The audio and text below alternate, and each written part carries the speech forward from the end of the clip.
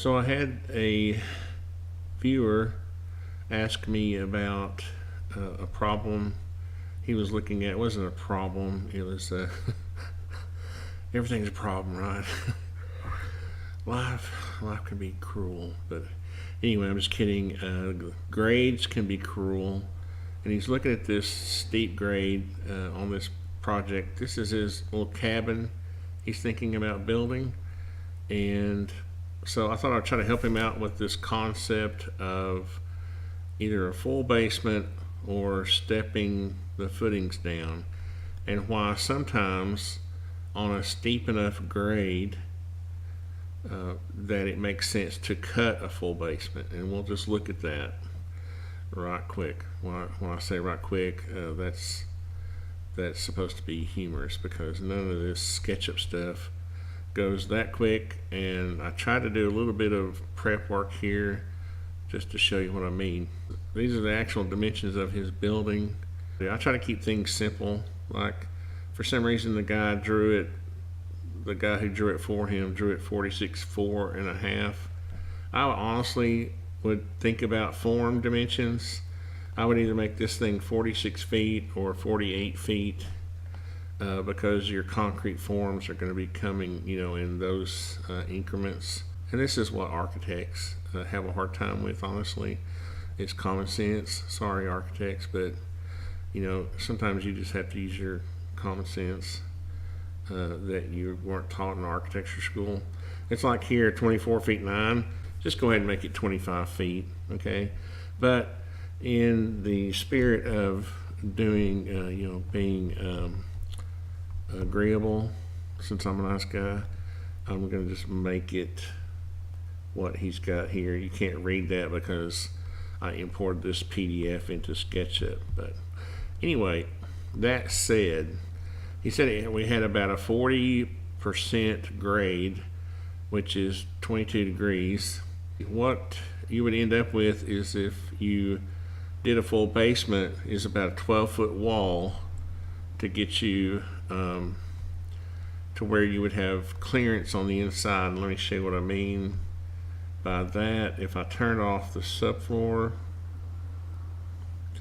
and the floor front now, right quick, I'm just showing trusses as like an outline.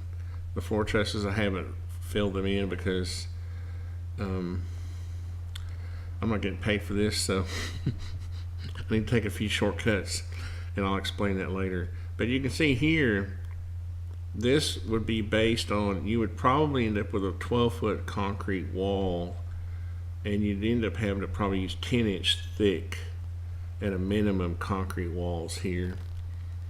And I'm going to show you that that's just 12 feet, and that's based on the grade. Okay, so you say, well, that seems extreme. Well, it's kind of extreme until you look at the grade itself. I mean, that's the bottom of the footings.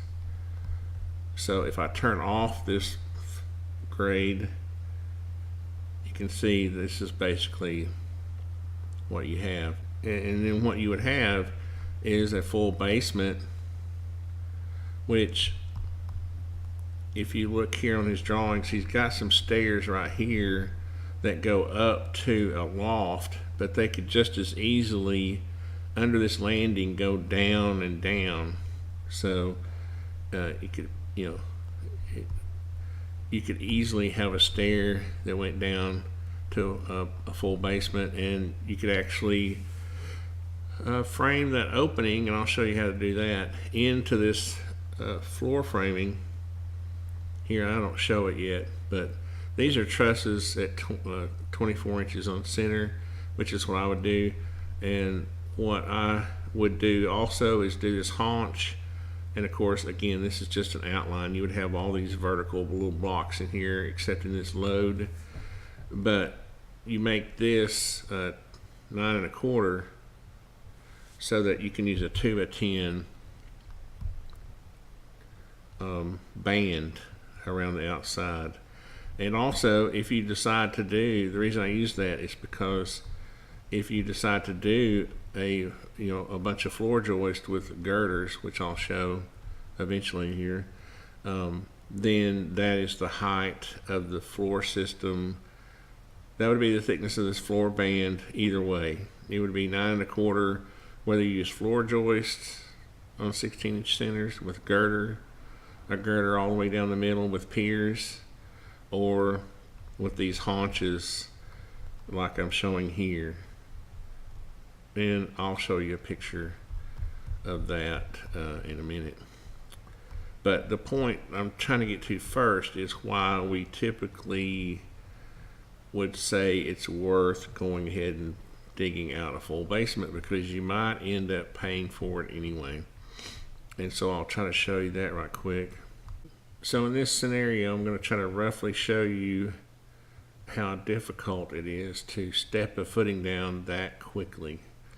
And so basically what you're left with is trying to do no more than 2-foot steps. So you would divide your wall up into, say, 1, 2, 3, 4, 5 sections, and you would go, 4, 5, 6 feet or whatever. What are these? What did I end up with?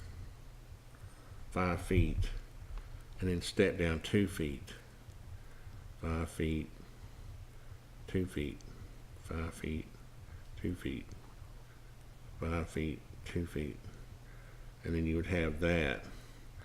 And so what you would end up with here is, let's see, that. Let's delete this, and then you would have this funky situation. Where's my grade? Again, you see, you're really not. This is where it gets weird, because you got to stay down. You'd have to drop all that down a foot. Yeah, you'd have to drop it all down that foot that we're looking at right there. So if we took this, let's see if I can get this to where I can see it without messing up anything else, and dropping it down like that, and then putting my grade back.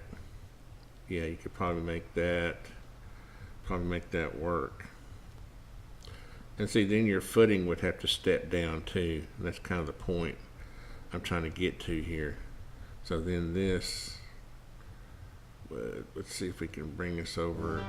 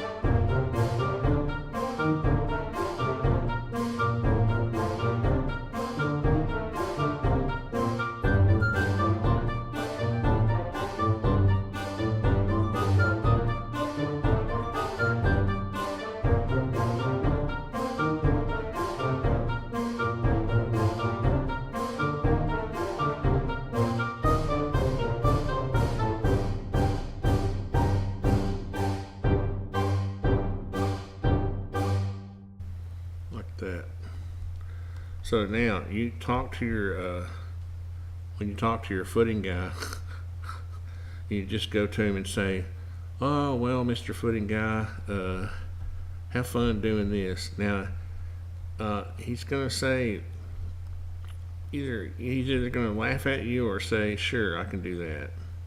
Okay, but again, dirt doesn't form all these nice sharp angles. Okay, so what you end up with is a bunch of trenches that do these curved, sort of rounded, and you end up with a lot of concrete in here. And that basically how I have found in the past is that it is just as cheap to do this as it is to do that. Let's see, I got some extra lines in there. If you do this, then you got to put piers across here. Okay, so let me draw one or two, and then I'll get that working. Okay, so I did some drawing work here to try to save time in between recording. And so what we have here are two foundations that look similar but are very different. So you can see they both have the subfloor on top of them. And let's turn that off. And so this version I did with 2x10s at 16 inches on center. And one thing I wanted to demonstrate here is you can see how far these overlap. Well, this demonstrates sometimes why it's better to think about your width of your building, because 12-foot joist won't reach that far. That's basically 12 feet to the girder, and you would need to at least span, to here. So you would need, you're about 6 inches short, so you're going to have to buy 14-foot 2x10s, and that's kind of how far they're going to be lapped. So that's a consideration on, that's what I was talking about earlier about thinking about your width and either making it 24 feet, which would allow your 12-foot joist to work, or making it maybe 28 feet, something like that. But in any event, you can see in this scenario, you would have 2x10s at 16 inches on center, and in this scenario, you would have floor trusses at 24 inches on center. The nice thing about floor trusses is that obviously they clear span, but they also have a big, wide 3.5-inch top cord that's really nice to glue and nail your subfloor to. Now in a second, I'll show you how you could do a combination of these. But if we just go ahead and turn off these floor joists, I'll show you the other expense here too. Let me turn off this grade for a second. It's a little misleading. So this would be your stepped footing, and then at some point in that grade, you would have these piers at no more than say 8 feet on center. What have I got these? I just divided it up. It's like 8'11".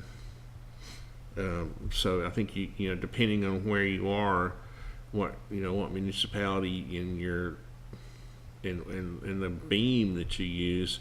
I'm showing right here 3 11 7/8 LVLs, which would have to be notched in. You would have to put a pocket into this wall or build a pilaster here to support this end. So you see, it kind of snowballs when you think you're going to save money by doing this. You got all these piers which have to have individual footings, and then you got to form up these piers which are rich in concrete and rebar, and you got 50 feet times 3, 150 feet of LVLs, which are $8-10 a linear foot.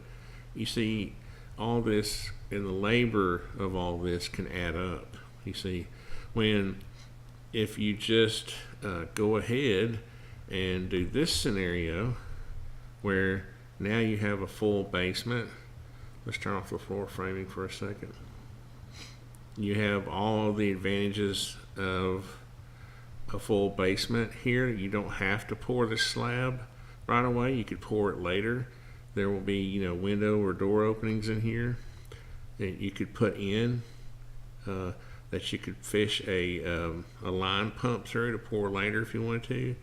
But you need to ask your contractor if doing all the labor of stepping these, because at every bulkhead here, this is a vertical form in your footing, and the rebar has to come, bend down, bend down, bend down, bend down, bend down.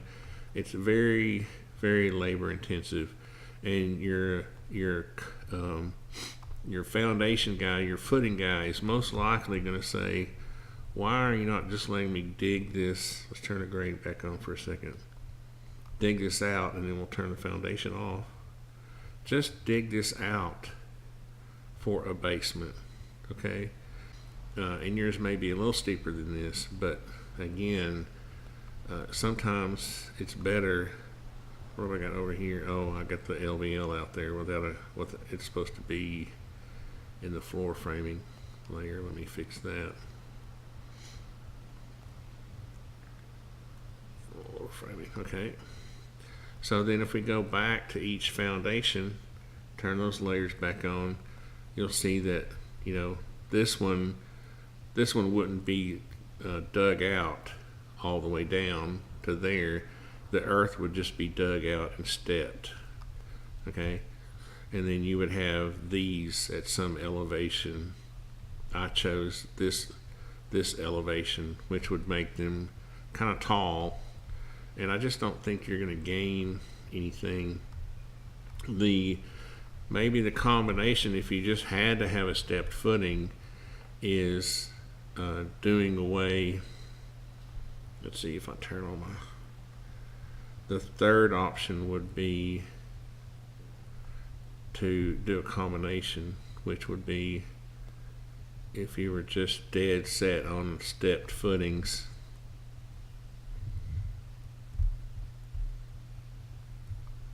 Come down here and turn the subfloor off.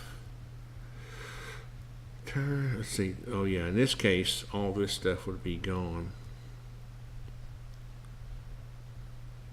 Let's see, all these would be gone. Let's see, I think I had that in a group. Yes, I did. And all this would be gone. And then you could just come in here with your floor trusses. I don't have them in a group, do I? I want to snag, I want to copy them. Let's see. I should have thought of this and had these. Or do I have them in a group? I do. What about that? Ain't I smart? Copy them.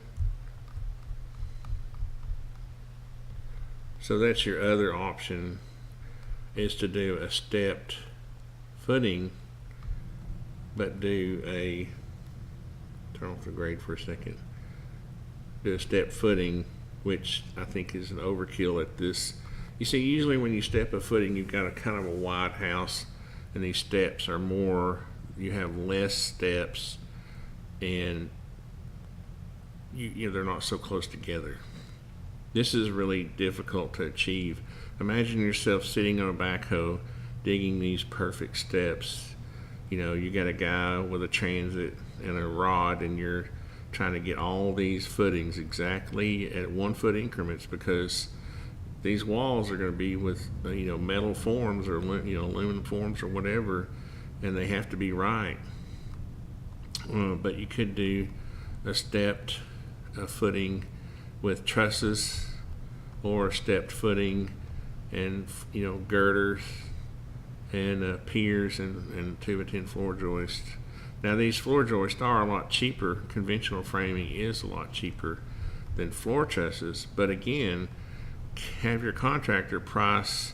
It's a combination of, you know, doing away with these, ask them how much these piers are going to cost, and all these footings and all these LVLs. You know, by the time you pay for that, that additional cost, you may be able to get yourself some trusses, which range, and your truss on this is going to be anywhere between 85 and $100 a piece, something somewhere in there, depending on what part of the country you're in. So I still think the better option is the simple option. And this one, when you go over here to your plan, under here you could, and of course you could frame the floor for a stair opening going down into the basement, but just have some temporary framing in there and some subfloor to cover it over. Then if you ever decide to go have a room in the basement and pour a slab down there, you can have a stair that comes down, like this one goes up. You can have one under this landing right here that went down, and of course I've kind of gone as far as I can go for free here, but if you wanted a model of this whole thing, we can talk about that, what that might cost, but this is a freebie, and because I think you're a nice guy and I'm trying to help you out. So if you have any questions after this, just send me an email again. And sorry about all the zooming, I'm just trying to show all the options here. If I've left out anything that you might think of, let me know. What are the details? Well, on this one, you'd go ahead and you would go ahead and form in any windows or doors in the future that you might want, but you could put temporary framing and siding over those just to cover them up. On this one, you would have foundation vents.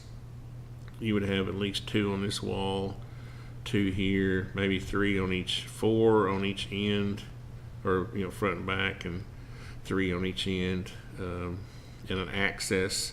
You'd still have to have a crawl space access. You see, so you don't save. I guess my point is you don't save any money on the concrete.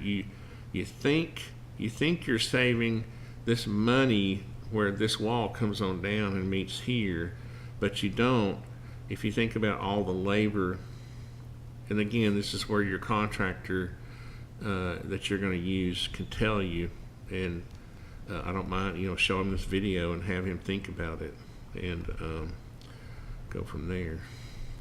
Anyway, if you have any more questions, let me know. Glad to help. I like doing the SketchUp videos, and of course I've been building buildings for 40 years, so I can certainly help any way I can. Thanks, guys.